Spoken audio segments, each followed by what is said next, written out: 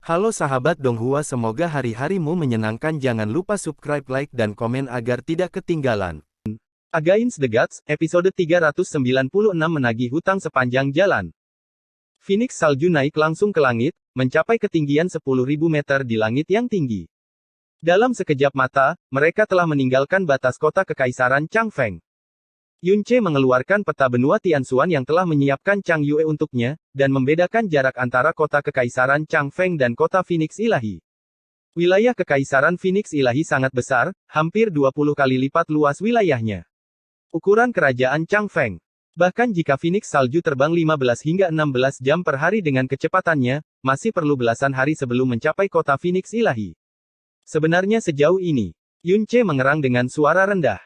Dia awalnya berpikir dengan menetapkan 1 bulan sebelumnya, dia akan dianggap memiliki waktu yang sangat cukup, dan masih memiliki banyak waktu untuk bergerak di kota Phoenix Ilahi.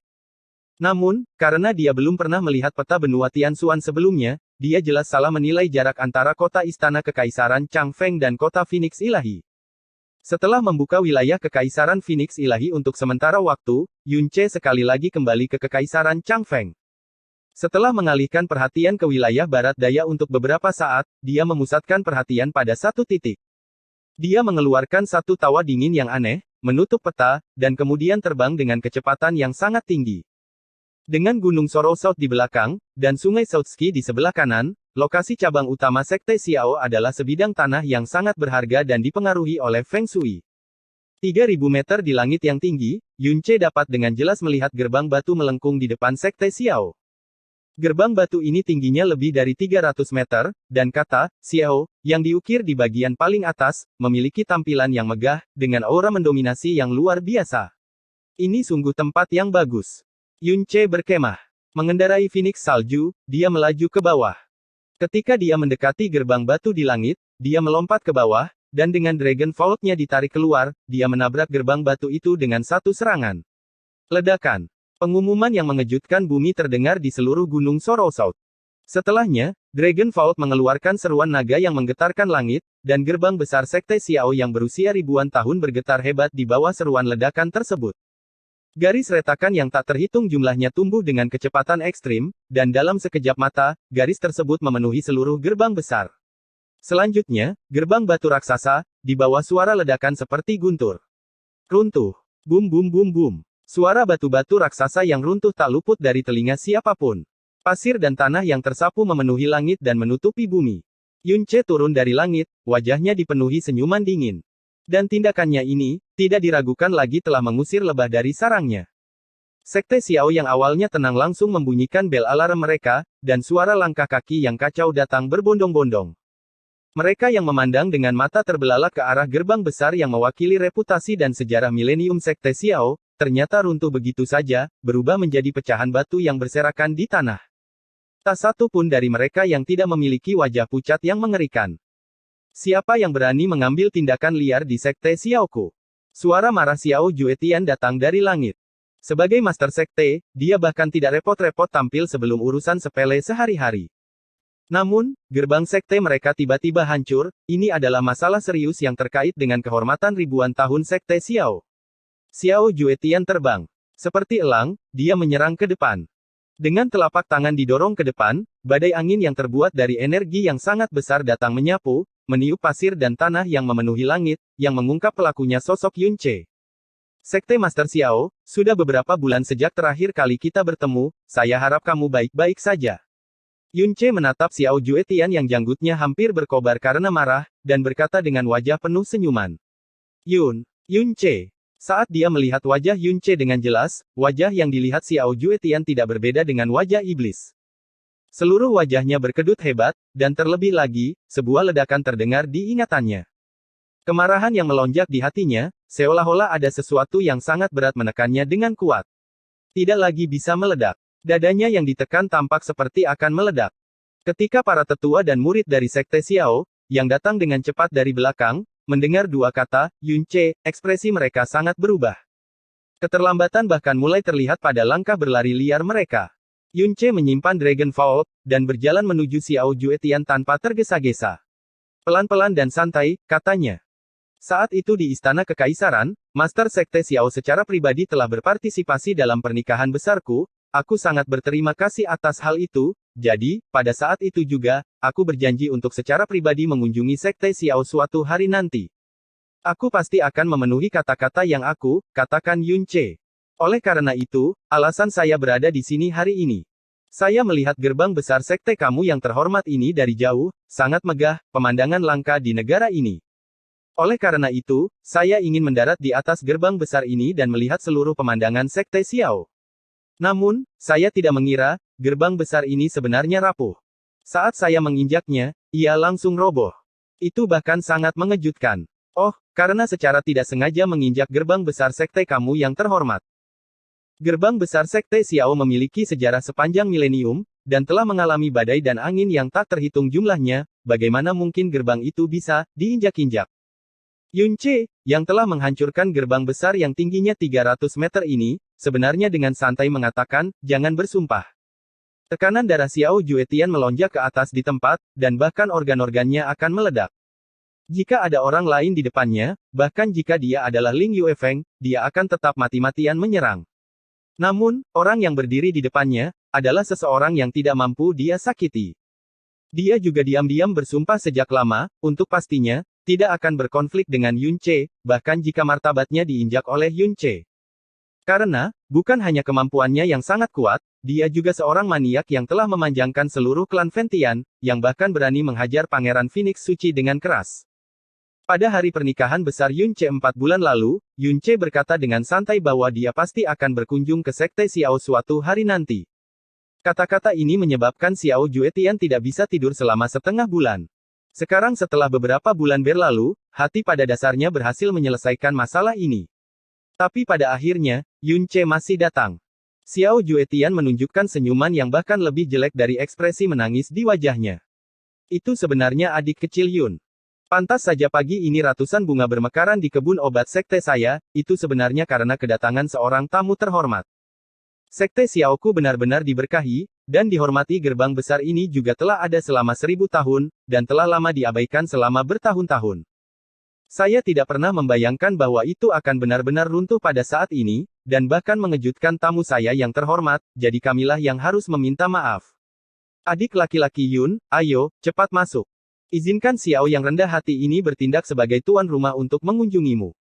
Gerbang besar milenium yang mewakili reputasi sekte tersebut dihancurkan, namun mereka tetap harus meminta maaf kepada pelakunya. Wajah semua tetua dan murid sekte Xiao benar-benar merah. Dalam pertemuan besar sekte tersebut, Xiao Juetian telah berkali-kali menekankan, untuk tidak menjadikan Yunce sebagai musuh, dan untuk tidak pernah menyinggung perasaan orang-orang di sekitar Yunce. Hari ini, mereka secara pribadi menyaksikan sikap Xiao Juetian. Membuat ketakutannya terhadap Yunce jauh melampaui imajinasi mereka. Oh, mata Yunce sedikit membuka. Kemampuan Sue Juetian untuk menggambar telah benar-benar mencapai puncaknya. Ia sebenarnya masih mampu menghadapi penghinaan dan provokasi tersebut dengan senyuman di wajahnya, bahkan meminta maaf. Seperti yang diharapkan dari seseorang yang mampu menjadi master sekte dari sekte Xiao. Yunce perlahan angkat bicara. Tidak perlu masuk. Alasan kenapa aku ada di sini hari ini hanyalah untuk satu hal. Xiao Juetian buru-buru berkata, aku ingin tahu apa yang dibutuhkan adik kecil Yun. Jika Xiao yang rendah hati ini dapat membantu, Xiao yang rendah hati ini pasti akan memberikan segalanya. Masalah ini, bagi Master Sekte Xiao, sangatlah mudah. Kata Yunce sambil tersenyum ringan. Saya ingin bertemu seseorang di Sekte Xiao kamu. Hati Xiao Juetian langsung mengeluarkan suara, badum, yang keras. Dia dengan paksa menenangkan dirinya sendiri. Aku ingin tahu siapa orang yang ingin bertemu adik kecil Yun. Xiao Kuang Yun. Yunce membuka matanya setengah, dan tidak ada satupun perubahan pada ekspresi wajahnya. Meskipun dia sudah lama meramalkan kemunculan hari ini, ketika hari itu benar-benar tiba, hati Xiao Juetian masih bergerak-gerak, dan banyak tetua serta murid di belakangnya mengalami perubahan ekspresi juga. Saat ini, tidak ada seorang pun di seluruh sekte Xiao tidak menyadari apa yang pernah dilakukan Xiao Kuang Yun pada Yunce di masa lalu. Pembalasan yang harus ditimpakan kepadanya, pada akhirnya, masih telah tiba. Dengan metode brutal Yunce yang secara langsung menggambarkan seluruh klan Ventian, mereka semua tidak berani membayangkan bagaimana Xiao Kuang Yun akan berakhir setelah dia mendarat di tangan Yunce. Namun, tidak peduli apa, Sekte Xiao akan melakukannya. Pastinya tidak melawan Yun Ce karena Xiao Kuangyun. Klan Ventian, yang sudah dihancurkan, adalah pelajaran yang diajarkan dengan darah segar yang menetes. Sekte Master, apa yang harus kita lakukan? Xiao Boyun tiba di samping Xiao Juetian. Dengan ekspresi khawatir, dia berkata dengan suara rendah. Warna wajah Xiao Juetian dengan cepat berubah. Pada akhirnya, dia mengklik dengan keras, dan dengan suara yang cukup keras hingga menyebar ke sebagian dari seluruh Sekte Xiao, dia berteriak. Suruh anak tidak berbakti ini, Xiao Kuangyun, keluar ke sini sekarang. Tapi, reaksi Xiao Juetian membuat Xiao Boyun bingung sejenak. Dia awalnya berpikir apakah mereka harus mengarang cerita, tentang Xiao Kuangyun yang tidak berada di sekte, atau dia sudah dikeluarkan dari sekte tersebut, untuk mencoba melihat apakah mereka dapat melarikan diri dari kematian ini. Dia tidak pernah menyangka bahwa Xiao Juetian akan menjadi penentu seperti ini. Semua orang di sekte Xiao tahu bahwa di antara keempat putra Xiao Juetian, yang paling dia manjakan adalah putra bungsunya Xiao Kuangyun. Ia juga satu-satunya anak laki-laki yang dilahirkan oleh istri resminya. Namun, menghadapi Yun Ce di depannya, yang sama takutnya dengan iblis itu sendiri, Xiao Juetian pada dasarnya tidak berani menaruh kepercayaan pada keberuntungan. Dia bahkan sangat ingin mengakhiri semuanya secepat mungkin. Tidak peduli apakah hasilnya baik atau buruk, paling tidak, dia tidak lagi harus menjalani hidup dalam ketakutan terus-menerus. Dia sekali lagi menggeram. Tidak ada tapi. Cepat suruh dia pergi ke sini. Jika dia tidak datang, jika ada kebutuhan untuk menyeretnya, seret dia. Tidak lama kemudian, orang-orang dari Sekte Xiao di belakang berpencar. Xiao Kuangyun membuat langkahnya terhuyung-huyung, dan dengan paksa ditarik oleh tetua Sekte Xiao. Kemudian, dia didorong ke depan Xiao Juetian. Dengan kaki goyah, Xiao Kuangyun langsung terjatuh ke tanah. Saat dia mengangkat kepalanya, dia langsung melihat wajah yang sedikit familiar. Setelah tertegun sejenak, wajahnya langsung berubah pucat. Yun Ce. Rambut Xiao Kuangyun sedikit acak-acakan, dan kulitnya agak kuning. Terbukti, dia tidak terlalu kaya dalam periode waktu ini. Karena, sejak pemusnahan klan Ventian, dan mengetahui bahwa Yun Ce adalah Xiao Ce yang tidak dia perhatikan tahun itu dan bahkan hampir dia melupakan, dia hidup dalam mimpi buruk setiap hari. Saat ini, saat dia mengenali Yun Ce, seolah-olah dia tiba-tiba melihat iblis mimpinya di siang hari bolong. Dia ketakutan sampai-sampai dia hampir kehilangan kendali atas isi perutnya saat itu juga. Oh, Tuan Muda Xiao yang hebat, sudah 3 tahun sejak terakhir kali kita bertemu, namun kamu sebenarnya masih bisa mengingatku, sosok kecil di klan Xiao di kota Liuyun. Saya sungguh merasa tersanjung. Yun Ce memandang Xiao Kuangyun, dan tertawa dingin. 3 tahun yang lalu, kebenciannya pada Xiao Kuangyun telah tertanam jauh di dalam tulangnya. Dia benci karena dia tidak bisa menggiling tulangnya dan menyebarkan abunya. Namun, saat ini, menghadapi orang yang membungkuk di tanah seperti anjing, yang wajahnya dipenuhi ketakutan, dia tidak marah, juga tidak merasa senang bisa menagih hutang Xiao Kuangyun pada tahun itu. Hanya ada sedikit perasaan sedih. Itu benar. Dia hanya bisa menyalahkan dirinya sendiri saat itu karena terlalu tidak berguna. Sosok seperti dia yang bahkan tidak bisa dibandingkan dengan sampah.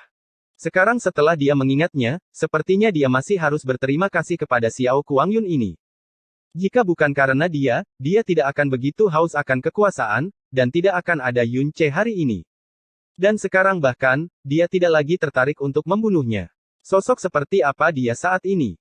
Menuntuk Kaisar Chang Feng, dan terlebih lagi, ia memiliki gelar, Chang Feng nomor 1, yang cukup untuk sepenuhnya mengendalikan Master Sekte dari Sekte Xiao, Xiao Juetian. Di depan Yun Ce, bahkan dia sangat hormat, dan tidak berani meledak marah. Di depannya, Xiao Kuangyun ini bahkan tidak bisa dianggap sebagai kotoran. Membunuhnya hanya akan menodai tangannya sendiri dan menghina statusnya sendiri. Meskipun Yun Ce hanya memiliki kekuatan Earth Profound, kekuatan dalam dan berat. Bahkan Xiao Juetian mungkin tidak akan mampu menanggungnya, apalagi Xiao Kuangyun. Di bawah tekanan dan membentuk Yun Ce, wajahnya sudah pucat pasi, saat dia terjatuh dan terjatuh ke belakang. Jangan bunuh aku. Tahun itu. Ini bukan salahku tahun itu. Itu semua adalah ide Xiao Yulong. Tidak masalah. Itu bukan urusanku. Aku tahu. Kata Yun Ce dengan ketenangan yang tiada taraf. Tentu saja, aku tahu semua yang telah dilakukan Xiao Yulong. Oleh karena itu, aku merobek otot lengan dan kakinya, mencungkil matanya, merobek telinganya, memotong hidungnya, memotong lidahnya, mencabut seluruh rambutnya, mematahkan lengan dan kakinya, dan melumpuhkan kemanusiaannya. Dan pada saat yang sama, biarkan hidupnya utuh, biarkan dia hidup dengan sempurna. Aku biarkan mati perlahan, sedikit demi sedikit, di neraka. Ah, ah, ah. Xiao Kuangyun mengeluarkan tangisan aneh yang dipenuhi dengan kengerian yang luar biasa, keempat anggota tubuhnya gemetar. Di antara pahanya, cairan putih mengalir ke tanah. Ketika mereka mendengar metode brutal Yun Ce, bahkan orang-orang tingkat tua, yang telah mengalami badai dan angin yang tak terhitung jumlahnya, dilanda ketakutan, dengan rasa dingin menjalari seluruh tubuh mereka. Ini jelas merupakan metode yang paling brutal. Iblis akan memilikinya. Against the Gods, episode 397 hilangnya kekayaan. Ayah. Selamatkan. Selamatkan aku. Selamatkan aku. Aku tidak ingin mati ayah. Selamatkan aku. Selamatkan aku. Xiao Kuangyun memeluk erat paha Xiao Juetian. Seluruh tubuhnya gemetar, keempat anggota tubuhnya sudah lama lemas karena ketakutan yang luar biasa, dan dia tidak mampu berdiri sama sekali. Sebagai tuan muda dari sekte Xiao yang biasanya menikmati kehidupan mewah, tidak diragukan lagi, dia sangat takut akan kematian. Namun, di masa lalu, tidak pernah ada sesuatu pun yang dapat menyebabkan dia merasakan ancaman kematian, yang ada hanya orang-orang yang takut padanya. Xiao Juetian menyimpannya sendiri yang sebenarnya ketakutan sampai dia kehilangan kendali atas isi perutnya. Ekspresi tegaknya berubah menjadi ungu, berharap dia bisa mengusirnya.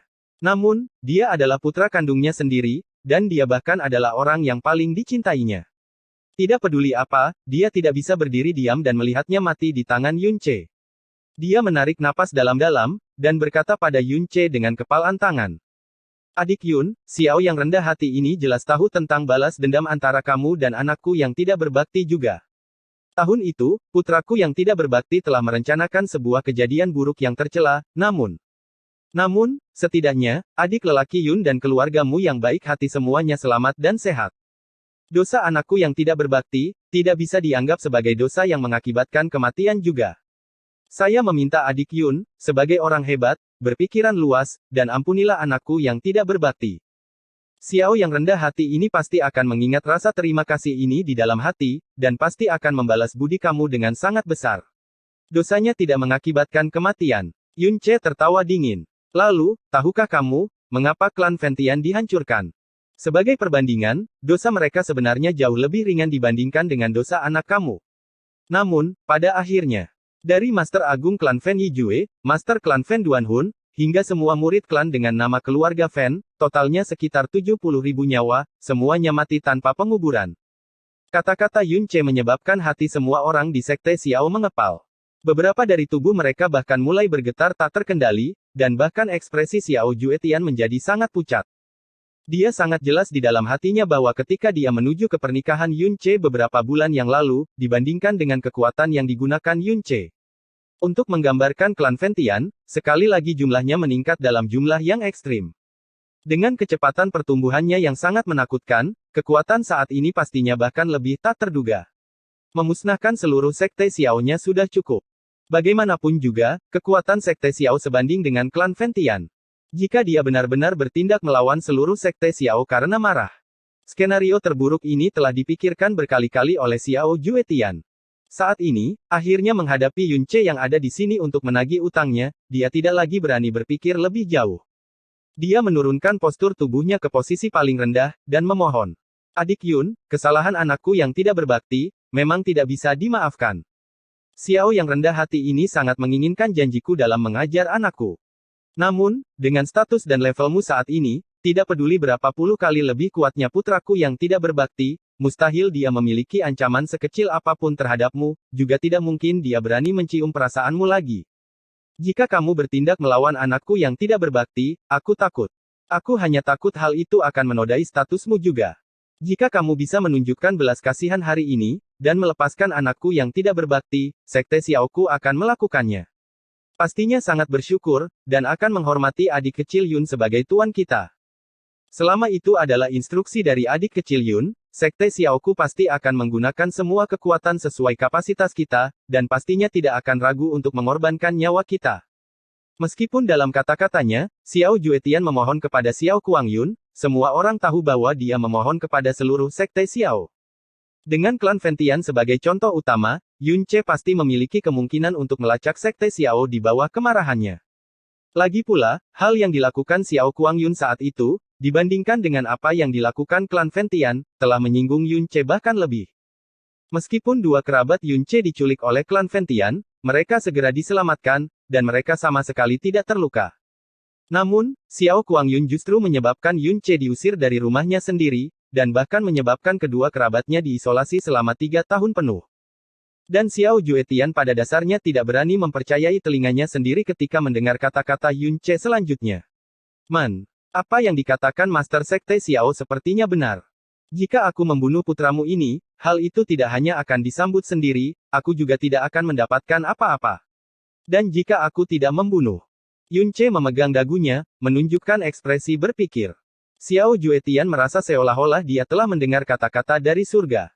Kata-kata yang baru saja diucapkan Yun Che, sebenarnya dengan jelas menyatakan bahwa dia ingin melepaskan Xiao Kuangyun, dan melepaskan Sekte Xiao. Namun, tentu saja, dia harus mendapatkan keuntungan yang sangat besar. Pada titik ini, kematian Xiao Kuangyun sudah lama menjadi hal kedua, kunci utamanya adalah keselamatan Sekte Xiao. Jika mereka mampu menggunakan keuntungan yang cukup untuk menstabilkan Dewa Kematian ini, dan membuat Sekte Xiao melarikan diri dari bayang-bayang Dewa Kematian ini, maka tidak peduli berapapun harganya, dia masih bisa bertahan. Bagaimanapun juga, tidak peduli seberapa besar harganya, itu 10.000 kali lebih baik daripada membongkar Sekte Xiao. Selama adik kecil Yun bersedia melepaskan putraku yang tidak berbakti, bahkan jika kamu ingin agar Sekte Xiaoku mendaki Gunung Pedang, atau berenang di kuali minyak, Sekte Xiao kami juga tidak akan pernah ragu. Xiao Juetian berkata dengan cemas. Master Sekte Xiao terlalu serius. Bagaimana mungkin aku, seorang junior, menyuruh Sekte Xiao yang perkasa mendaki Gunung Pedang atau berenang dalam kuali minyak untukku?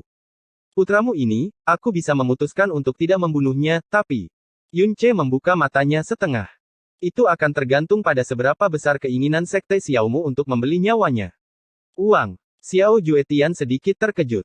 Dia tidak pernah berpikir bahwa apa yang diinginkan Yun Che, sebagaimana dinyatakan dalam kata dia, sebenarnya adalah uang. Namun, segera, dia bereaksi. Terbukti, Yun Che saat ini sudah dalam perjalanan ke Kekaisaran Phoenix Ilahi, dan Kekaisaran Phoenix Ilahi memiliki cabang utama dari kamar dagang Heiyue, dan terlebih lagi, ia memiliki banyak keunikan yang tak terhitung jumlahnya. Harta karun yang tidak dapat dicapai oleh Kekaisaran Changfeng. Untuk mendapatkan item ini, faktor terpenting adalah memiliki cukup emas. Jika krisis tersembunyi ini, yang dapat mencakup seluruh sekte mereka, dapat dihilangkan hanya dengan menggunakan uang saja, Xiao Juetian tentu saja sangat gembira. Namun, dia tidak dapat memastikan apakah jumlah yang diinginkan Yun Che adalah angka astronomi yang pada dasarnya tidak dapat dibayar oleh sekte Xiao mereka. Dia menahan napas, dan bertanya dengan sangat hati-hati. Saya bertanya-tanya, berapa banyak uang yang harus dibayar oleh sekte Xiao kita, untuk membeli nyawa putraku yang tidak berbakti? Yun Che memandang Xiao Juetian, dan perlahan mengulurkan satu jarinya. Hati Xiao Juetian langsung terangkat. Dengan sangat hati-hati, dia bertanya. 10.000 koin Zixuan. 10.000 koin Zixuan. Adalah 100 juta koin Huang Xuan, sebuah angka astronomi yang tidak akan pernah berani diharapkan oleh keluarga rakyat jelata dengan gaya hidup miskin di Changfeng. Yun Che tersenyum dingin. Hidup putramu, hanya bernilai 10.000 koin Zixuan. Itu 10 juta. 10 juta. Koin Zixuan. Apa? Sebagai sosok kelas penguasa di Changfeng, ketika Xiao Juetian, yang kemampuan ketahanan mentalnya tidak dapat dibandingkan dengan orang biasa, mendengar gambar ini, dia masih kehilangan kendali atas terdengar karena terkejut. Para murid sekte Xiao di belakang bahkan sangat terkejut dengan gambar ini. 10 juta. Dan itu bahkan koin Zixuan. Itu adalah 1 miliar koin King Xuan, 100 miliar koin Huang Xuan. Apa reaksi kamu ini? Apakah kamu berpikir bahwa nyawa putra kamu tidak sebanding dengan uang sebanyak itu? Kata Yun Che ringan. Xiao Juetian berkata dengan suara sedih. Untuk adik laki-laki Yun yang memberikan kesempatan hidup kepada putraku yang tidak berbakti, Xiao yang rendah hati ini sangat berterima kasih. Hanya 10 juta koin Zixuan, angka ini. Urusan sekte Xiaoku kecil, sungguh. Sebaiknya kau tidak memberitahuku bahwa sekte Xiaomu tidak mampu membenarkannya. Suara Yun Che yang gelap dan sebentar menyela kata-kata Xiao Juetian. Jika kamu memberitahuku bahwa sebuah sekte yang telah mengumpulkan kekayaan selama 1000 tahun bahkan tidak mampu mengeluarkan 10 juta koin Zixuan, maka itu menghina kecerdasanku. Nyawa putramu, tentu saja, tidak sebanding dengan jumlah uang sebanyak ini, lalu. Apakah sekte Xiaomu bernilai 10 juta? Jantung Xiao Juetian tiba-tiba berdebar kencang, dan napasnya bahkan terhenti sesaat. Keringat dingin langsung memenuhi seluruh keningnya. Sekte Xiao memang mampu mengeluarkan 10 juta koin Zixuan. Dengan kemampuan, kekuatan, dan pengaruh Sekte Xiao, pendapatan tahunannya selalu sangat besar. Namun, di saat yang sama, pengeluaran Sekte Xiao juga sangat besar. Untuk mempertahankan berkembangnya kekuatan Sekte Xiao, setiap tahun, sejumlah besar uang harus dikeluarkan untuk memperbesar masyarakat Sekte Xiao. Sehubungan dengan para jenius berbakat, atau generasi muda dengan status unik, terdapat kebutuhan yang lebih besar akan investasi yang sangat besar. Sementara setelah dikurangi pengeluaran dari pendapatan, kelebihan yang dimiliki Sekte Xiao setiap tahunnya hanya 20 beberapa ribu koin Zixuan. Saat Yunce membuka harganya, dia sebenarnya meminta 10 juta koin Zixuan. Namun, saat ini, menghadapi sosok astronomis ini, Xiao Juetian pasti tidak berani mengucapkan satu kata pun tidak, dia bahkan tidak berani menunjukkan sedikit pun keraguan.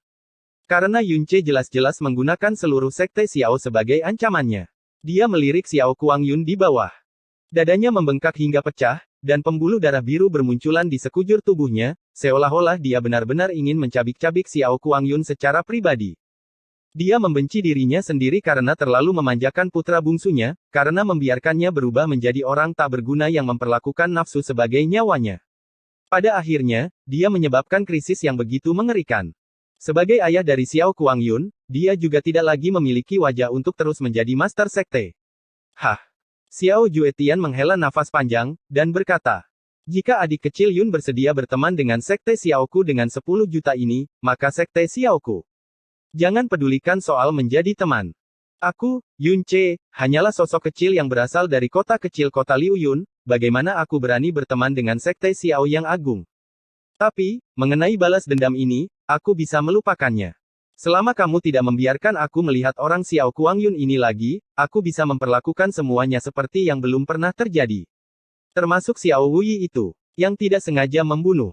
Ketika kata-kata terakhir Yunce keluar, ekspresi semua orang di sekte Xiao berubah drastis. Semangat Xiao Juetian, terlebih lagi, menjadi dingin. Dia tidak lagi berani mengucapkan kata pun, membalikkan, dan menyampaikan suara kepada orang tua di belakangnya. Segera. Tidak peduli metode apa yang kamu gunakan, dalam 15 menit, kumpulkan 10 juta koin Zixuan dan kirimkan ke sini. Ayo, segera. Tetua itu segera mengangguk, dia tidak berani berkata apa-apa lagi, dan segera pergi. Belum genap 8 menit berlalu, namun dia sudah berguling kembali, dan di tangannya, dia memegang kartu emas ungu yang berkilauan. Dengan cahaya ungu. Dengan ratusan miliar di tangannya, bahkan tangan sesepuh yang telah mengalami pelapukan selama 1 abad ini terus gemetar, seolah-olah sedang membawa gunung seberat 15 juta kilogram. Yunce mengulurkan tangannya, dan langsung menarik kartu ungu emas itu ke tangannya. Kemudian, gunakan kesadarannya untuk menyapu banyak orang di dalamnya. Tepatnya ada 10 juta koin Zixuan di dalamnya. Tidak ada sedikit pun yang hilang. Bagi 4 akademi utama Kekaisaran Changfeng, ini adalah angka astronomi yang mutlak, apalagi 1 orang. Jika bukan karena dia masih harus menghadapi sekelompok besar orang dari sekte Xiao, Yunce tidak akan mampu menahan diri untuk tidak mengangkat kepalanya dan tertawa terbahak-bahak. Dengan jumlah uang ini, bahkan di Kekaisaran Phoenix Ilahi, itu masih cukup untuk menyia-nyiakan semua yang dia inginkan. Kehidupan seorang sampah, benar-benar bisa memberikan manfaat seperti itu sungguh bagus. Sebenarnya, pada awalnya, dia tidak pernah berpikir untuk membayangkan sekte Xiao. Meskipun sekte Xiao juga telah melampaui batasannya, keduanya berbeda. Di sisi sekte Xiao, orang yang menyakitinya, orang yang menyakiti kakek dan bibi kecilnya, hanyalah Xiao Kuangyun sendiri. Tidak mungkin dia akan marah pada seluruh sekte Xiao hanya karena dia. Namun, klan Ventian berbeda. Menculik keluarganya, dan tidak ragu-ragu dengan segala biaya untuk mengirimnya ke kematian, adalah keputusan yang dibuat oleh eselon atas seluruh klan. Mereka bahkan tidak segan-segan memaksanya hingga batas toleransinya berkali-kali. Jika dia tidak menunjukkan seluruh sekte, ada kemungkinan besar mereka akan membalasnya lagi di masa depan. Namun, bagi sekte Xiao, apapun masalahnya, sikap mereka tetap baik-baik saja. Dan, nyali mereka sudah hancur karena rasa takut, mereka pasti tidak berani melawannya. Yunce menyimpan kartu emas ungu, dan kemudian, dia tiba-tiba mendorong telapak tangannya. Dengan suara keras, Xiao Kuangyun terlempar ke angkasa. Dia mencari darah segar di udara, dan ketika dia mendarat, dia sudah tidak sadarkan diri. Lebih mudah. Meskipun Xiao Juetian sangat marah pada Xiao Kuangyun, namun dia tetaplah putranya sendiri. Dia buru-buru terisi, melihat tubuh Xiao Kuangyun sudah berlumuran darah, dan sejumlah tulangnya telah patah. Sementara Yunce sudah menaiki Phoenix Salju dan naik ke langit. Di udara, suara arogannya terdengar. Jangan khawatir, dia tidak akan mati. Dia hanya harus menghabiskan hari-harinya di tempat tidur dalam beberapa bulan ke depan. Selain itu, mulai saat ini dan seterusnya, dia tidak boleh berpikir untuk memproduksi. Anjing sampah seperti dia, tidak layak memiliki keturunan. Sekte Xiaomu sebaiknya tidak membiarkan dia keluar dari pintu Sekte Xiao selamanya. Jika aku melihat wajahnya lagi, kalian bisa mengambil lebih banyak uang untuk menyelamatkan nyawanya. Kecepatan Phoenix Salju sangat cepat. Suara Yunce dengan cepat menghilang di telinga mereka. Xiao Juetian bergoyang ke depan, dan dengan kerasnya kumpulan darah. Sekte Guru. Para sesepuh di sekitar buru-buru sekitarnya. Aku baik-baik saja. Xiao Juetian mengusap bekas darah di sudut bibir. Melambaikan tangannya, dia menutup matanya, dan berkata tanpa daya. Ini juga baik-baik saja. Setidaknya, keamanan Sekte Xiao terjamin. Saya akhirnya bisa tidur dengan tenang. Apakah Yuner dibawa ke tempat Penatua Wuji? Against the Gods, episode 398 Feng Hengkong. Sekte Phoenix Ilahi adalah sekte terbesar di benua Tianxuan. Meskipun kekuatan keseluruhannya sedikit lebih rendah dibandingkan dengan 4 tempat suci besar, berdasarkan skalanya, tidak ada sekte di seluruh benua Tianxuan yang dapat mencapai ukurannya. Itu juga satu-satunya sekte di benua Tianxuan yang memenuhi syarat untuk menantang 4 tempat suci besar. Pada saat yang sama, Sekte Phoenix Ilahi memiliki satu-satunya karakteristik di benua ini, itu adalah kekuatan sektoral, dan juga kekuatan kerajaan. Sekte Phoenix Ilahi memiliki 2 dasar inti, satu adalah kota Phoenix, yang lainnya adalah istana kekaisaran Phoenix Suci.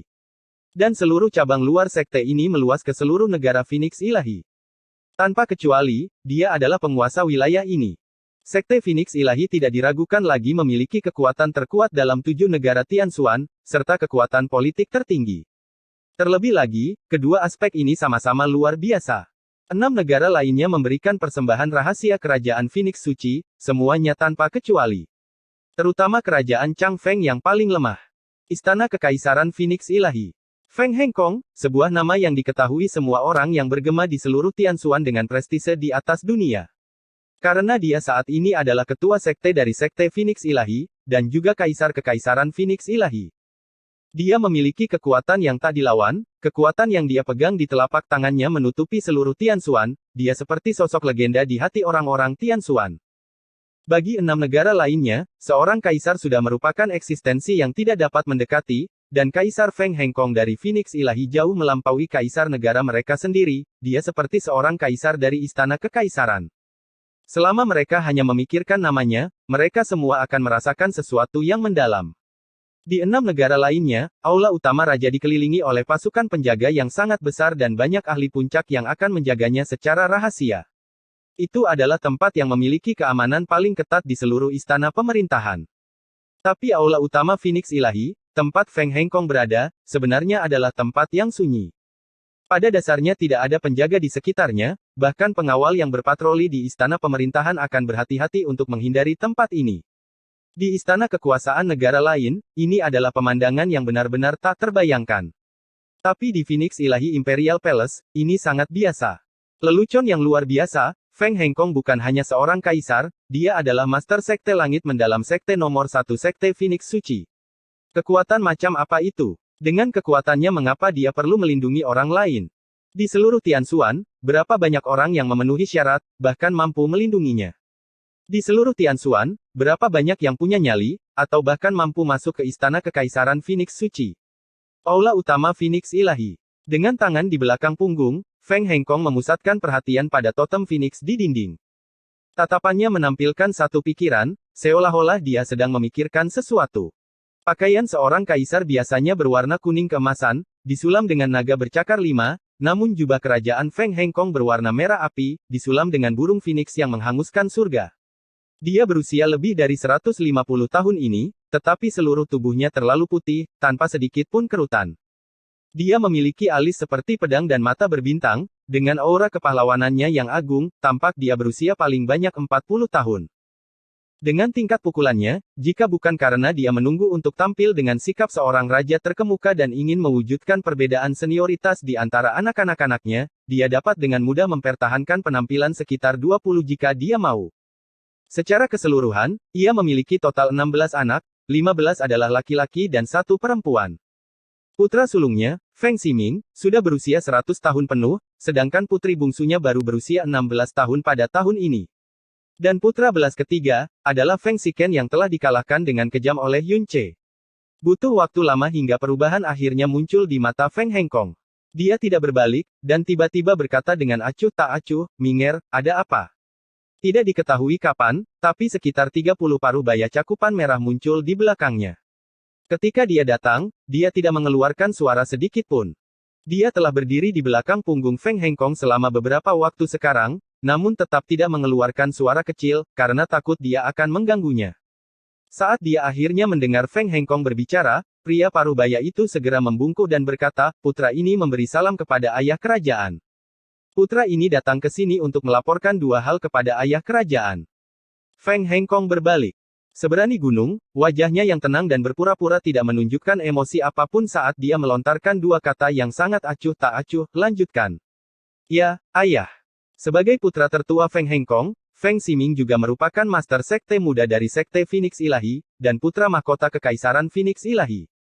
Jelas bahwa dia masih sangat menghormati Feng Hengkong. Tidak peduli postur atau perkataannya, semuanya mengikuti peraturan standar. Tidak berani tampil berani, dia sedikit menundukkan kepalanya, masalah pertama sebenarnya hanya masalah kecil, dan tidak layak untuk meresahkan ayah. Tapi masalah ini berkaitan dengan kakak ke-13, jadi putra ini ragu-ragu apakah dia harus menceritakannya kepada ayah kerajaan atau tidak. Hah? Alis Feng Hengkong sedikit menegangkan, sebagai putra mahkota Phoenix Ilahiku, kapan kamu menjadi begitu ragu-ragu, begitu ragu-ragu? Jika kamu ingin menyatakan, katakan saja. Tidak mau mengutarakan, maka jangan. Kenapa banyak bicara omong kosong? Teguran Feng Hengkong bukanlah sesuatu yang kecil. Feng Ximing gemetar dan segera berkata, "Ceramah ayah benar, anak ini tahu dia salah. Meskipun masalah ini kecil, namun tetap berhubungan dengan garis keturunan sekte kita, jadi sebaiknya laporkan saja ke ayah kerajaan." Garis keturunan sekte kita. Karena ini terkait dengan garis keturunan sekte kita, bagaimana itu bisa menjadi masalah kecil? Menatap Feng Hengkong bersantai, "Apa sebenarnya masalah ini? Cepat, bicaralah." "Ya. Apakah ayah kerajaan masih ingat nama, Yun Ce, yang disebutkan putra ini 2 tahun lalu?" Feng Ximing bertanya. "Yun Ce." Mata Feng Hengkong sedikit berubah, "Kamu sedang berbicara tentang orang yang melepaskan api Phoenix di kompetisi peringkat kerajaan Changfeng. Bukankah dia sudah mati 2 tahun yang lalu?" Melapor kepada ayah, Yun Ce disegel di bawah Villa Tianjian kerajaan Changfeng pada saat itu, jadi semua orang percaya bahwa dia pasti sudah mati, mereka tidak pernah membayangkan bahwa dia akan keluar hidup-hidup. Setelah putra ini memperoleh berita ini, dia mengizinkan kakak ke-13 untuk secara pribadi berangkat ke kerajaan Changfeng untuk mengirimkan kartu undangan kompetisi peringkat 7 negara, dengan tujuan utama adalah untuk menangani masalah ini. Setelah saudara ke-13 melihat Yun Ce, dia menemukan bahwa Yun Ce memang memiliki garis keturunan sekte Phoenix Ilahi kita. Apinya tidak diragukan lagi adalah api Phoenix sekte kami. Sebenarnya ada masalah seperti itu. Ekspresi Feng Hengkong sedikit berubah. Garis keturunan adalah inti dari sekte Phoenix Ilahi dan tabu terbesar. Aturan pertama dalam sekte Phoenix Suci adalah bahwa garis keturunan tidak boleh bocor. Dia berkata dengan serius, "Siapa sebenarnya orang itu, yang sebenarnya cukup berani, dan membiarkan garis keturunan sekte kita keluar? Masalah ini, bagaimana cara mengatasinya? Orang Yun Ce itu, orang tua dan persaudaraan, sudahkah kamu menyelidiki mereka secara menyeluruh?" Feng Ximing menjawab, "Orang tua dan kerabat dekat Yun Ce, putra ini telah mengirim orang 2 tahun lalu untuk menyelidiki mereka. Namun sayangnya, seperti orang tua Yun Ce telah meninggal tidak lama setelah ia dilahirkan dari musuh keluarga mereka. Orang yang besarnya adalah seseorang bernama Xiao Lai yang sama sekali tidak memiliki hubungan darah dengannya. Selanjutnya, ketika kebenaran terungkap, Yun Ce telah diusir dari klannya. Orang tua kandungnya seharusnya sudah lama meninggal, kalau tidak mereka tidak akan menyerahkan diri kepada putra mereka selama 20 tahun penuh. Tapi ini semua hanya masalah sekunder. Sekitar 5 bulan yang lalu, ketika saudara ke-13 secara pribadi berangkat ke kerajaan Changfeng untuk menangani masalah ini, terjadi kecelakaan. Kecelakaan? Apa yang kamu maksud dengan kecelakaan? Feng Hengkong mengencangkan keningnya sekali lagi.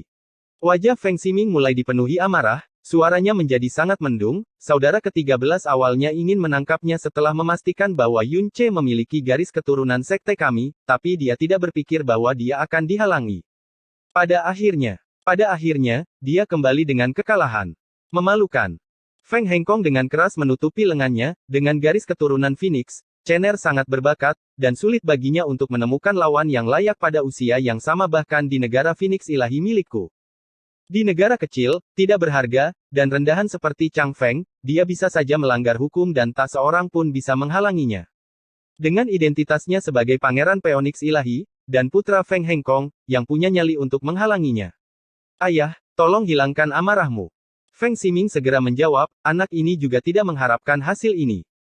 Meskipun Yun Ce dikenal sebagai generasi muda Changfeng nomor 1, dia hanya berada di alam Earth Profound yang menggelikan. Kakak ke-13 yang ingin menangkapnya, seharusnya seperti memecahkan debu.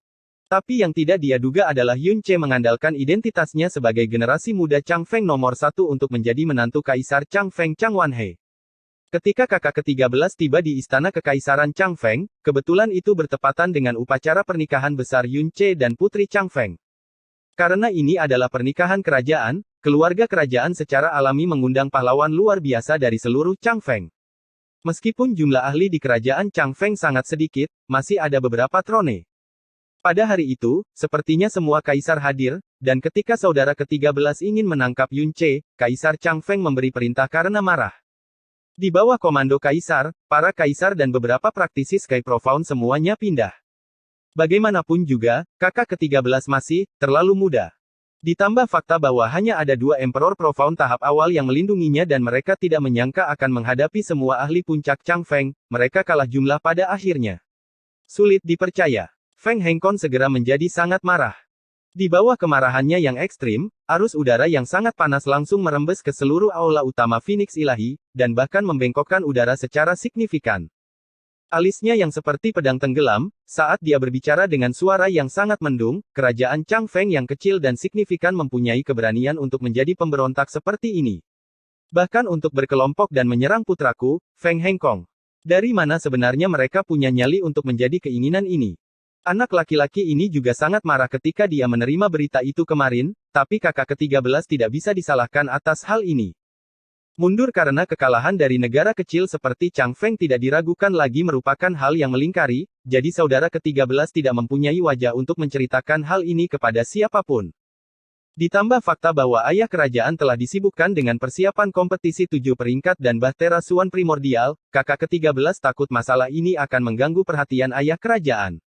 Akibatnya, dia selalu menyembunyikan masalah ini. Namun, di pihak kerajaan Changfeng, mereka jelas sangat takut juga karena mereka telah menutup informasi apapun. Bahkan tak sedikit pun isu ini tersebar dalam rumor beberapa bulan terakhir ini. Selain itu, ada alasan lain mengapa kakak ke-13 tidak pernah melaporkan masalah ini. Berbicara, Yun Ce telah mengatakan pada waktu itu, bahwa dia akan mewakili kerajaan Changfeng dan secara pribadi datang untuk berpartisipasi dalam kompetisi peringkat 7 negara sesi ini. Feng Ximing berkata dengan muram, jadi dibandingkan dengan masalah besar dalam mempersiapkan diri untuk menaiki Bahtera Suan Primordial, masalah kecil tentang bocah Changfeng yang diseret hingga bulan ini tidak ada konsekuensinya. Hah? Feng Hengkong berkata dengan marah, dia sebenarnya masih berani datang ke sini. Mungkin karena dia tahu dia tidak bisa menghindarinya, jadi dia datang untuk membuang nyawanya. Anak ini juga berasumsi demikian. Perlawanannya hari itu, mungkin hanya mencari ketenangan selama beberapa bulan. Feng Ximing tertawa dingin, jadi ayah kerajaan tidak perlu marah karena masalah kecil ini. Jika dia benar-benar berani datang ke Kekaisaran Phoenix Ilahi kita, dia seharusnya tidak berpikir untuk pergi. Jika dia tidak datang, anak ini akan menyelesaikan masalah ini secara pribadi. Lagi pula, seperti apa yang ayah katakan, meskipun orang itu sendiri rendahan, masalah garis keturunan kita tetaplah masalah besar. Untuk masalah ini, Feng Ximeng memang baru mendengarkan Feng Xiken kemarin. Tapi dalihnya sangat berbeda dari kebenaran yang terjadi hari itu. Pada hari itu, Feng Shiken, serta dua pengawal kaisar mendalamnya dipukuli hingga kotor hanya oleh Yun Ce saja, dan bahkan diinjak. Namun dia memberitahu Feng Ximing bahwa dia telah dikepung oleh hampir semua ahli Emperor Profound Chang Feng, dan mundur dalam kekalahan setelah kalah jumlah. Pada saat yang sama, kedua pengawal itu juga menutupi atas alasan ini. Ini karena dia, sebagai Pangeran Agung Phoenix Agung, sama sekali tidak akan mengakui kekalahan, dan sama sekali tidak akan membiarkan siapapun mengetahui bahwa dia telah memukul hingga menjadi seekor anjing oleh seorang alam Earth Profound yang lebih muda darinya, yang lahir dari kerajaan Chang Feng kecil. Karena itu adalah tanda abadi di lubuk ketakutan, sebuah penghinaan yang tidak akan pernah hilang seumur hidup. Bagaimana dia bisa membiarkan orang melihat tanda ini? Tidak masuk akal. Tidak masuk akal. Feng Hengkong dengan erat menggenggam kedua tangannya saat seluruh tubuhnya dipenuhi amarah. Kami awalnya agak ragu-ragu, tapi sepertinya kerajaan Chang Feng kecil ini tidak perlu lagi ada. Catatan-catatan alur cerita Donghua, pertama kali dia menggunakan Imperial kita hanya di kalimat terakhir bab ini. N. Against the Gods, episode 399 Kota Phoenix Ilahi.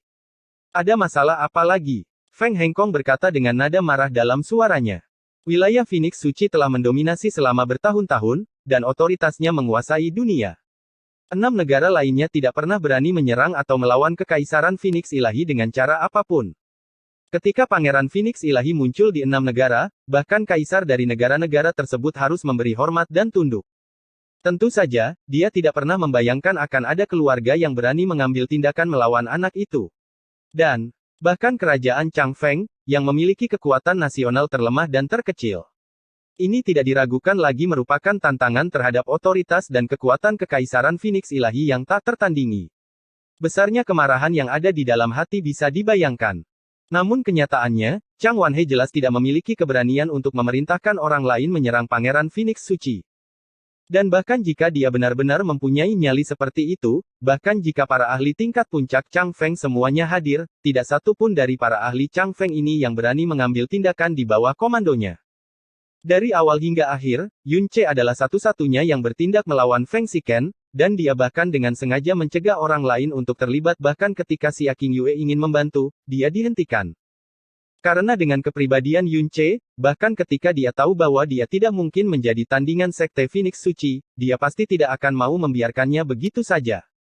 Sebaliknya, Chang Wanhe yang berbicara dan membantu Feng Shiken pada akhirnya. Tapi itu sangat mengerikan. Untuk menyembunyikan rasa malunya, Feng Shiken malah menunjukkan ujung tombaknya ke Chang Wanhe. Dan hal ini, dalam waktu dekat, telah mempercepat turunnya bencana Chang Feng. Hal lainnya, terkait dengan kompetisi peringkat 7 negara. Ekspresi Feng Ximing berubah menjadi berat. Dalam 2 hari terakhir, putra ini telah menerima berita dari 4 tempat suci. Pada hari kompetisi peringkat, tempat suci besar keempat akan mengirimkan personel untuk menyaksikan medan perang. Dalam kompetisi peringkat 7 negara yang lalu, paling banyak hanya satu dari mereka yang akan muncul. Namun, saat Bahtera Suan Primordial muncul, tidak ada satupun dari 4 tempat suci yang akan hadir. Meski mereka mengatakan itu untuk disaksikan, kenyataannya, itu semua demi Bahtera Suan Primordial. Kami bahkan tidak pernah berpikir untuk mendapatkan manfaat dari tempat suci mereka, namun, yang ada dalam pikiran mereka hanyalah mendapatkan hasil tangkapan besar dari Bahtera Suan Primordial yang muncul di kota Phoenix Ilahi kami. Ini sungguh keterlaluan. Feng Hengkong berkata dengan suara yang tidak enak. Jika bukan karena dia tidak sanggup menyentuh 4 tempat suci besar, dia pasti tidak akan membiarkan orang-orang dari tempat suci melangkah ke dalam Bahtera Suan Primordial. Tapi kali ini, orang-orang yang datang agak tidak teratur. Kata Feng Ximing. Tidak teratur. Feng Hengkong mengangkat matanya. Mungkinkah Kaisar Suci, Penguasa Lautan, Raja Surgawi, dan Master Pedang akan datang secara pribadi? Kata Feng Ximing. Tentu saja, para penguasa tempat suci ini tidak akan datang secara pribadi. Berasal dari tempat suci kekaisaran adalah guru spiritual biru kuno, dan melaporkan bahwa dia akan membawa murid tertutup ke depan untuk menyaksikan pertandingan. Menurut apa yang dilaporkan, bakat murid ini sangat menakutkan, dan bahkan di kalangan generasi muda tempat suci, dia masih jarang. Dia bahkan pernah menggemparkan tempat suci sekali. Berasal dari istana laut tertinggi adalah Ji Qianru. Apa? Ji Qianru? Kenapa dia datang? Mendengar nama, Ji Qianru, Feng Hengkong langsung kehilangan kendali atas suaranya. Di wajah awalnya yang dipenuhi dengan martabat dan keperkasaan, momen aktivitas spasmodik justru muncul. Tentang ini, anak ini tidak tahu. Jika ayah kerajaan tidak bersedia untuk tampil maka tidak apa-apa membiarkan putra ini menyukainya. Berasal dari wilayah Tianjian yang perkasa adalah tetua ketujuh wilayah pedang rinsing, Ling Kun. Orang-orang yang datang dari tempat suci ketiga ini, masih terbilang normal. Namun, orang yang datang dari Aula Ilahi Matahari Bulan sebenarnya adalah Ye Xinghan. Kamu Xinghan. Alis Feng Hengkong berkerut tajam. Putra tertua Raja Surgawi Ye Meixi. Tuan muda Aula Ye Xinghan. Kenapa dia datang? Ini juga alasan mengapa putra ini segera datang untuk melapor kepada ayah kerajaan. Feng Ximing buru-buru berkata. Usaha ke dalam Bahtera Suan primordial tidak menghasilkan hasil selama 10.000 tahun, meskipun itu masih menjadi kepentingan utama 4 tempat suci, selama bertahun-tahun berlalu, minat mereka sudah lama berkurang. Orang-orang yang diangkat dalam beberapa tahun terakhir ini pada dasarnya tidak dianggap sebagai tokoh inti. Aula Suci Bulan Matahari seharusnya tidak memiliki alasan untuk meminta Ye Xinghan maju. Bahkan lebih mustahil dia berada di sini untuk menghadiri kompetisi peringkat 7 negara, atau untuk berlatih. Oleh karena itu, anak ini berpikir bahwa ada kemungkinan yang sangat tinggi bahwa alasan mengapa Ye Xinghan secara pribadi hadir. Feng Ximing dengan kerasnya perintah, dan perlahan berkata, ada kemungkinan. Feng Hengkong sedikit terkejut, lalu terjadi kemarahan besar setelahnya. Tanah di bawah kakinya langsung retak. Apa katamu? Kemarahan Feng Hengkong yang tiba-tiba menyebabkan Feng Ximing bergidik sesaat di dalam hatinya, namun, dia tidak merasa sedikit pun tidak terduga.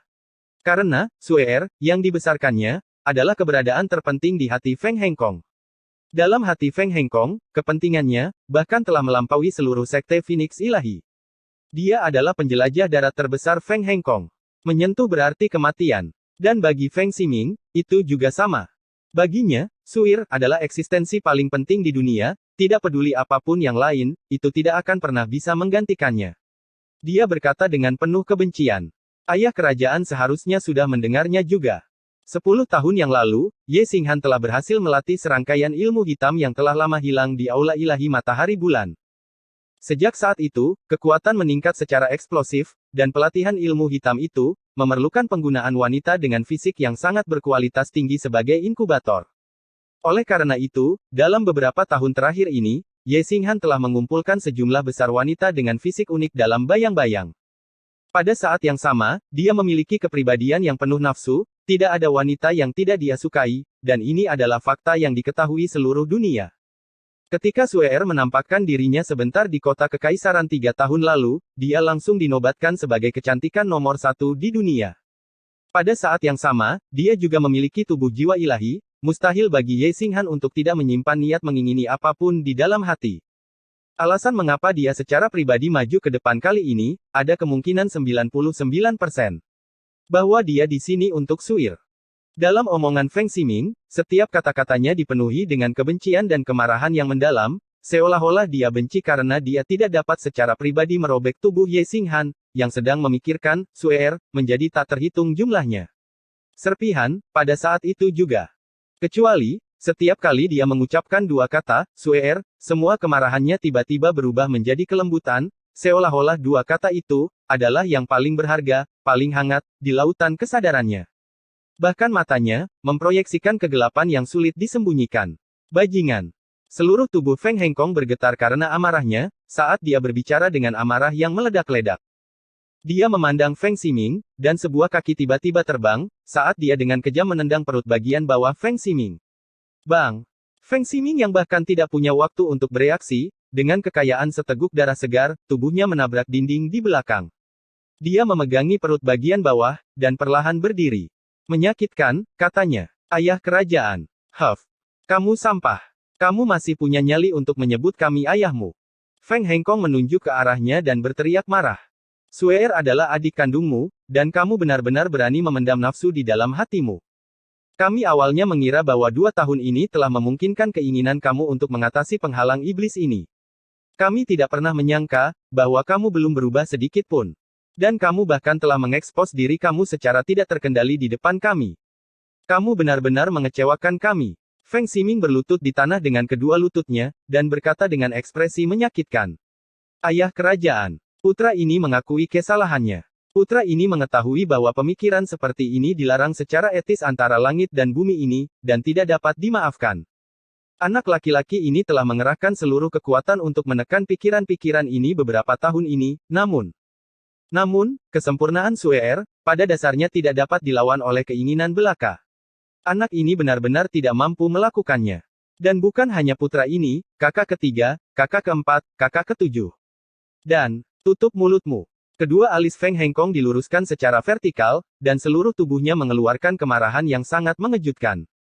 Sue'er adalah permata yang dianugerahkan surga kepada Sekte Ilahi Phoenixku, dan juga merupakan harapan terbesar yang harus kita bahu-membahu dengan tempat suci dalam 5.000 tahun. Tidak seorang pun akan berpikir untuk mencemari dia. Di dunia ini, tidak ada pria lain yang layak mendapatkan Suir. Lupakan tentang Ye Xinghan, meskipun Raja Surgawi Ye Meixi akan hadir secara pribadi, dia juga tidak boleh memiliki niat untuk mendapatkan Suir. Kalian anak-anak yang tidak berbakti. Banyak dari kalian yang sebaiknya menekan semua pikiran yang tidak dimaksudkan untuk tertanam jauh di dalam hati kalian, sepanjang hidup kalian. Jika ada yang berani melakukan tindakan sekecil apapun di luar pikiran, meskipun dia adalah putra kandung kami.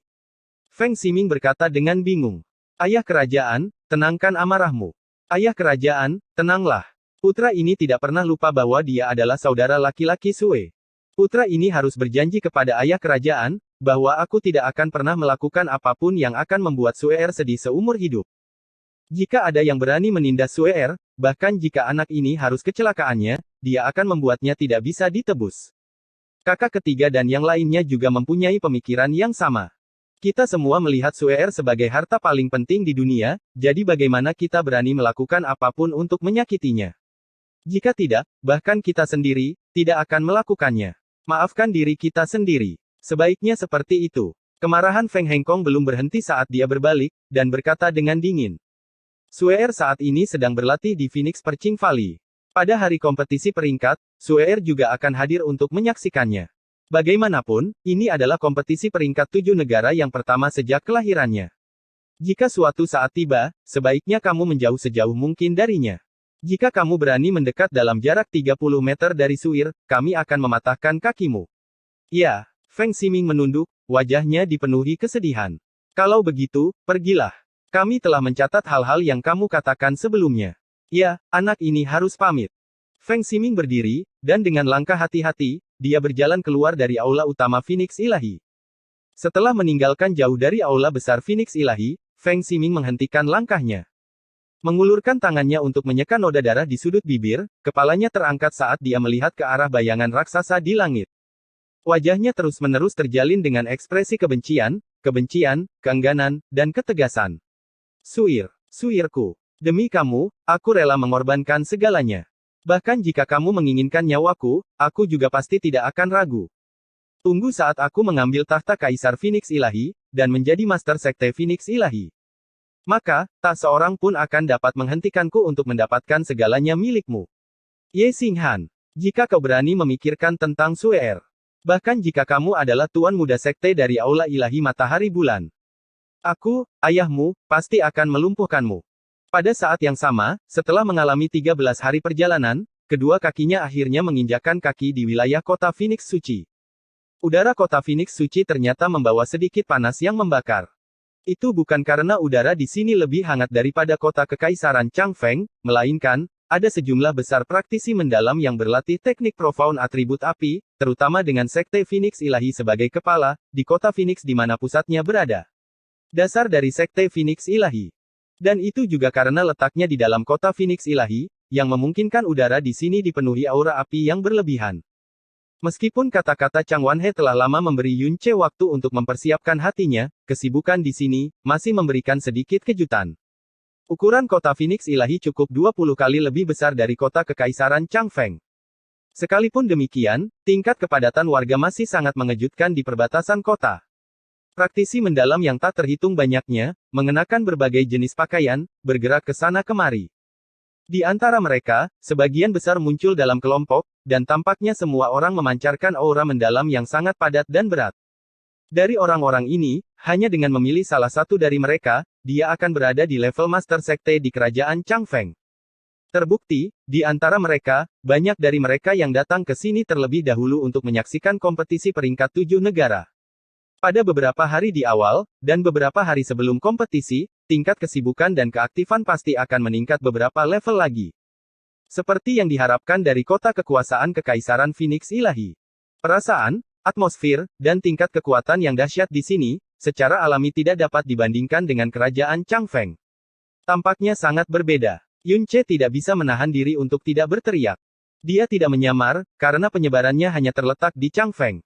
Di wilayah Kekaisaran Phoenix Suci ini, pada dasarnya tidak ada satu orang pun yang akan mengenalinya. Dan ada banyak ahli di kota Phoenix Ilahi. Saat penyamarannya terungkap, hal itu malah akan meningkatkan kesadaran mereka, dan mungkin menimbulkan masalah besar. Namun, ketika dia harus menyebutkan namanya, secara alami dia tidak akan menggunakan nama aslinya. Lihat ke atas. Dalam pemahamannya, suara Jasmine tiba-tiba terdengar.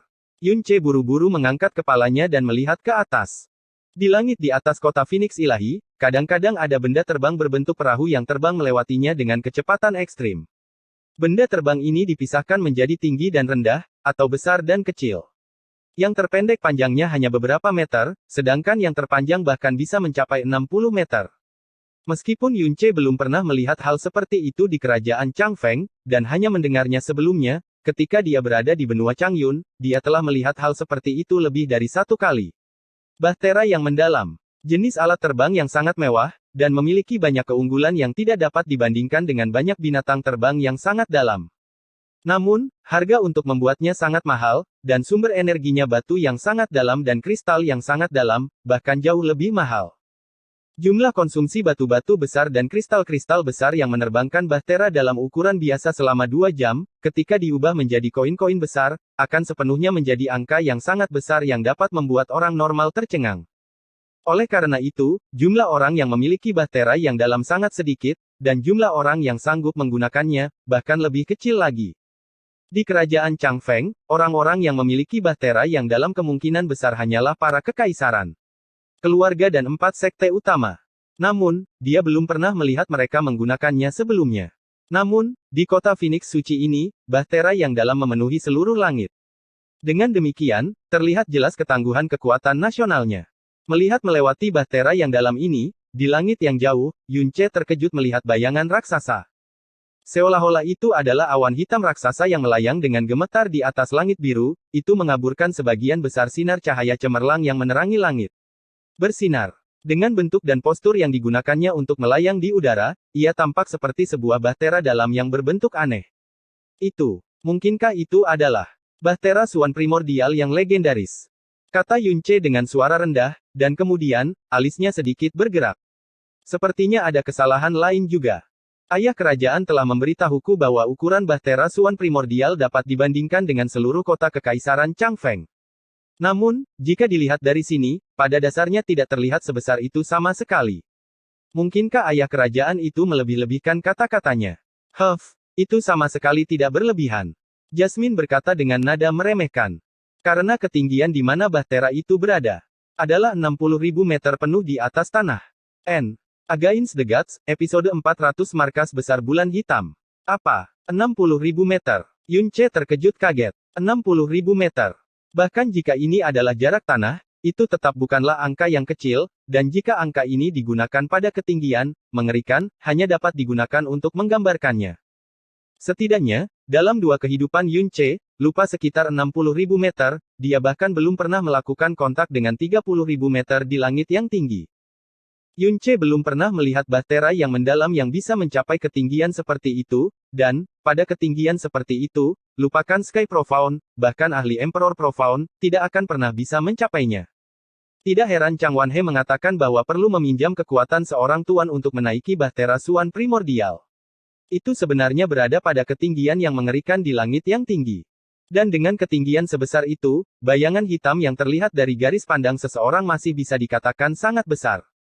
Dengan demikian, ukuran sebenarnya tidak dapat dibayangkan. Namun, tidak banyak orang di antaranya yang berhenti untuk mengangkat kepala dan melihatnya. Bagaimanapun, bahtera Suan primordial yang misterius dan tak terduga ini telah muncul beberapa bulan yang lalu. Jasmine, apakah kamu bisa melihat apa sebenarnya bahtera Suan primordial ini? Yun Che bertanya dengan kepala terangkat. Karena dia terpisah terlalu jauh darinya, dan bahkan ada lapisan awan yang menutupinya, yang bisa dia lihat hanyalah bayangan besar dan garis kasarnya. Mengenai detailnya, dia bahkan tidak dapat melihatnya sedikit pun dengan jelas. Itu memang sebuah bahtera yang mendalam. Saya telah melihat banyak bahtera yang mendalam sebesar ini, namun, perasaan yang diberikan oleh bahtera yang mendalam ini kepada saya sungguh aneh. Jasmine berkata sambil berpikir. Aneh. Meskipun ini sudah kedua kalinya Jasmine mengucapkan kata-kata serupa, Yun Che masih tertegun di dalam hatinya. Itu adalah bahtera mendalam yang sangat besar, namun, dia sebenarnya mengatakan dia telah melihatnya beberapa kali. Nada yang dia pakai, bahkan terdengar seolah-olah dia sudah terbiasa dengan pemandangan seperti itu. Tempat dia dilahirkan dan dibesarkan, keberadaan mengerikan macam apa itu. Profound Ark telah mengalami perubahan dalam sejarah 100 juta tahun, saat ini, mereka telah lama menjadi konstruksi yang seragam dan sempurna. Misalnya, untuk mengurangi konsumsi batu yang sangat dalam, kristal yang dalam, dan bahkan batu dewa dan kristal dewa, bagian depan bahtera yang mendalam semuanya tajam dan panjang, dan seluruh garis tubuh sangat halus. Dengan cara ini, jumlah gaya resistif selama penerbangan dapat dikurangi. Namun, bahtera mendalam ini sebenarnya mengadopsi kebalikan dari konsep ini, dan lebih terlihat seperti produk di era kuno. Hal yang paling aneh adalah, ketika bahtera besar seperti itu mengapung di langit yang tinggi, sejumlah besar energi dikeluarkan. Dikonsumsi setiap detiknya. Namun, saya sama sekali tidak dapat merasakan jejak aliran energi apapun di atas. Ini seharusnya menjadi sesuatu yang sangat mustahil. Yun Che, jika kamu mampu menyelesaikan balas dendam antara kamu dan Sekte Phoenix Ilahi, dan berhasil memasuki kompetisi peringkat 7 negara, maka masuklah ke dalam 3 besar. Setelah itu, naiklah ke bahtera Suan primordial ini untuk melihatnya. Tiba-tiba, saya sangat ingin tahu apa sebenarnya benda ini. Kata Jasmine dengan sangat serius. Terbukti, dia memiliki ketertarikan yang sangat mendalam terhadap bahtera misterius yang bahkan tidak bisa dia pahami. Baiklah. Yun Che mengangguk. Mudah-mudah, ketika suatu saat tiba, semuanya akan berjalan sesuai rencana. Sepertinya kamu sudah menyiapkan rencana yang mampu. Sesuatu seperti itu. Namun hal-hal seperti rencana, selamanya hanya akan menjadi rencana belaka. Mengenai apa yang sebenarnya akan terjadi ketika saatnya tiba, tidak ada yang bisa memprediksinya. Meskipun Yun Che mengutarakan seperti ini, ekspresinya masih sangat tenang dan tenang. Masih ada setengah bulan lagi sebelum kompetisi peringkat. Dalam jangka waktu ini, apa yang ingin kamu lakukan? Saya akan menggunakan 30% waktu untuk membiasakan diri dengan kota Phoenix Ilahi, sehingga ketika saya tidak punya pilihan selain melarikan diri, paling tidak, saya tidak akan menjadi lalat tanpa kepala. Sedangkan 70% sisanya, tentu saja, digunakan untuk meningkatkan kemampuanku. Yun Che sedikit membuka wawasan, dan membuka matanya. Dalam beberapa bulan terakhir ini, saya telah berlatih teknik ilahi ujung beku, namun peningkatan kekuatanku benar-benar tertinggal. Kompetisi peringkat 7 negara adalah acara di mana semua pakar muda terhebat di seluruh benua Tianxuan berkumpul, dan kompetisi peringkat Changfeng masih jauh dari mampu menandinginya. Dengan kekuatanku saat ini, aku masih belum terlalu percaya diri untuk mencapai posisi 3 besar. Dalam beberapa hari ini, saat ini, aku memiliki hati naga mendalam kaisar, palpus naga mendalam kaisar, kristal darah iblis pembakaran, rumput kongtong, cairan giok bunga salju didapatkan. Selama aku memiliki giok Brahma surgawi dan bunga matahari Phoenix juga, aku akan dapat menyempurnakan pil universal mendalam langit. Setelah meminumnya, itu akan cukup untuk meningkatkan kekuatanku yang mendalam hingga tingkat ikatan dari alam Earth Profound. Meskipun Heavenly Brahma Jade dan bunga matahari Phoenix tidak dapat ditemukan di Kekaisaran Changfeng, ada markas kamar dagang Heiyue di kota Phoenix Ilahi. Selama saya punya uang, seharusnya tidak ada apapun yang tidak mampu saya beli. Setelah mengatakan itu, Yun peta kota Phoenix Ilahi, dan matanya dengan cepat menandakan pada bulan sabit berwarna hitam yang sangat mencolok di peta. Kemudian, dia langsung berlari ke sana. Kamar dagang Heiyue tersebar di setiap sudut benua Tianxuan, dan posisinya sebagai penguasa dunia pedagang tidak pernah tergoyahkan oleh siapapun.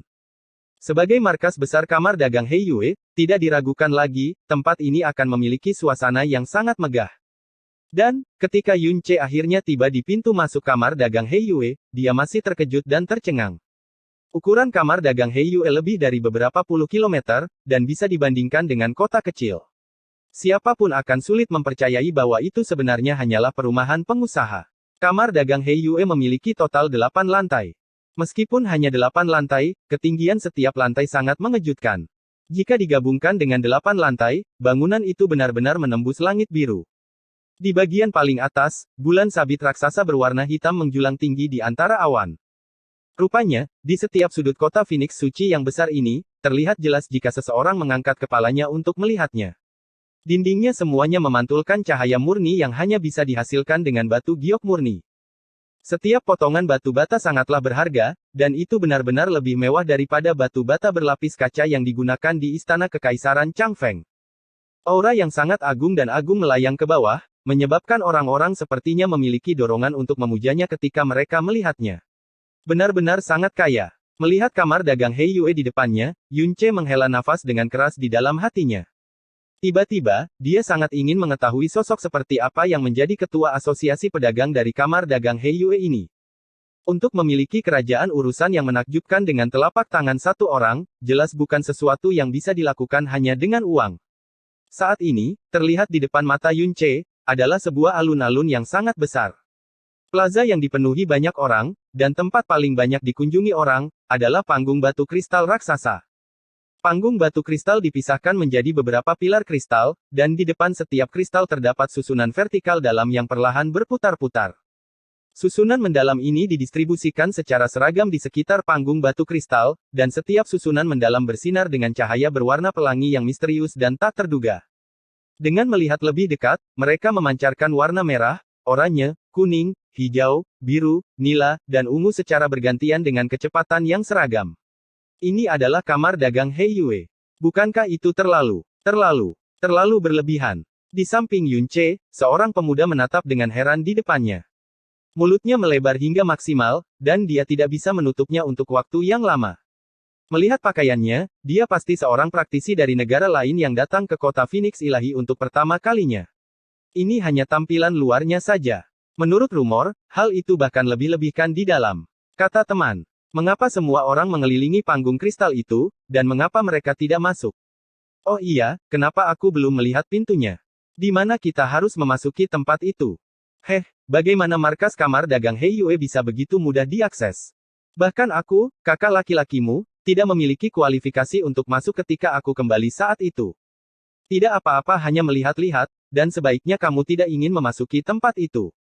Jika kamu membutuhkan sesuatu, sebaiknya kamu pergi saja ke cabang, atau asosiasi pedagang kecil lainnya.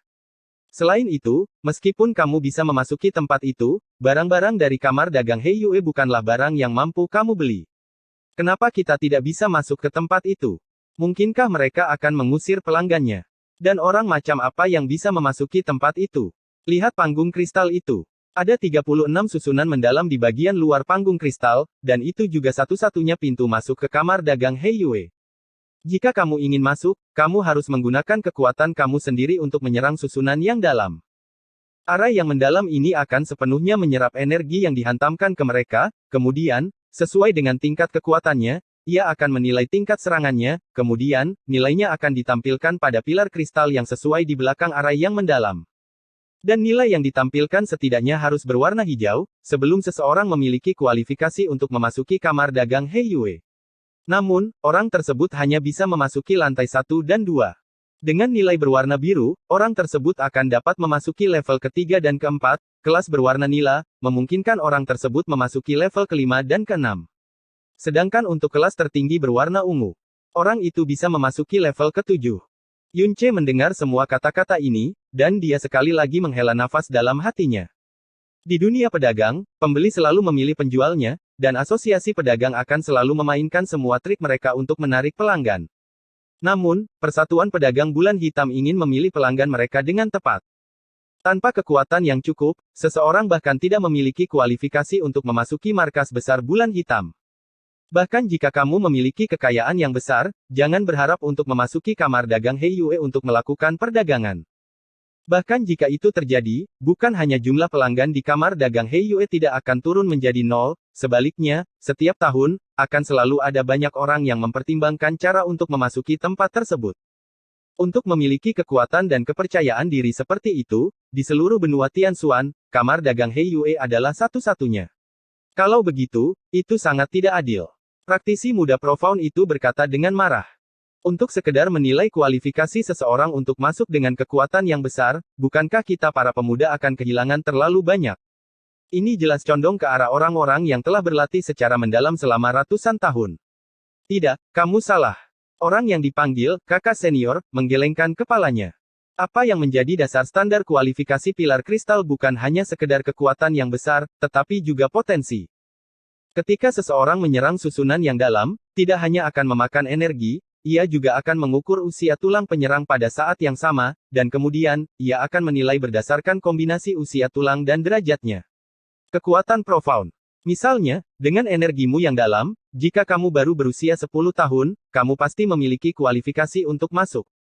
Dan jika orang tersebut adalah kaisar tertinggi, tetapi usia tulangnya beberapa ratus tahun, dia bahkan mungkin tidak diberi label sebagai kelas berwarna hijau. Jadi, kakak senior, tadi, kamu mengatakan bahwa kelas tertinggi berwarna ungu hanya bisa masuk ke lantai 7. Lalu, bagaimana cara seseorang memasuki lantai 8? Menurut rumor yang beredar, lantai 8 adalah tempat di mana kamar dagang Heiyue secara pribadi menerima tamu terhormat mereka, dan hanya orang-orang dengan status yang sangat agung dan dihormati, seperti Master Sekte Phoenix. Individu berkelas ultra seperti dia, memiliki kualifikasi untuk masuk. Aku khawatir bahkan Pangeran Phoenix Suci biasa bahkan tidak memiliki kualifikasi untuk masuk, jadi sebaiknya kita tidak syuting selama sisa waktu hidup kita. Percakapan dari orang-orang di dekatnya membuat Yunce akhirnya mengerti bagaimana dia bisa memasuki kamar dagang Heiyue. Dia memutar-mutar bulan sabit berwarna hitam di atas awan tinggi, dan berjalan menuju panggung kristal di tengah. Kerumunan di sekitar panggung sangat padat.